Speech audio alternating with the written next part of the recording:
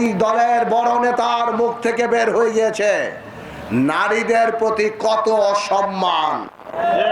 প্রথমে অনেক নাটক করত, কিন্তু পারবেন না নাটক, কারণ ডিএনএ এর মধ্যেই ওই নাটক ঢুকে গেছে, রক্তের মধ্যে ওই নাটক।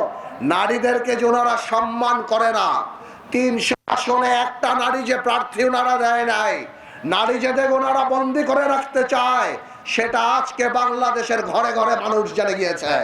আওয়ামী লীগের সাধারণ ভোটারদের উদ্দেশ্যে আমি বলতে চাই, আপনাদের একটা কথা পরিষ্কার করে বলবো, আমরা দুষ্কৃতিকারীদের বিরুদ্ধে, আমরা ভালো মানুষের বিরুদ্ধে না। আপনাদের গণতান্ত্রিক অধিকার, আপনারা যে কোনো দল করতে পারেন, যে কোনো রাজনীতি করতে পারেন, আমরা আপনাদের উপর অত্যাচার করব না। আমার হিন্দু ভাই বোনদের বলতে চাচ্ছি, ওনারা যদি ক্ষমতায় আসে তাহলে আপনাদের অস্তিত্ব নিয়ে প্রশ্ন হবেন। ওনারা যতই আপনাদের মন্দিরে যান, আপনারা ভালো করেই জানেন কারা মন্দির ভাঙ্গে।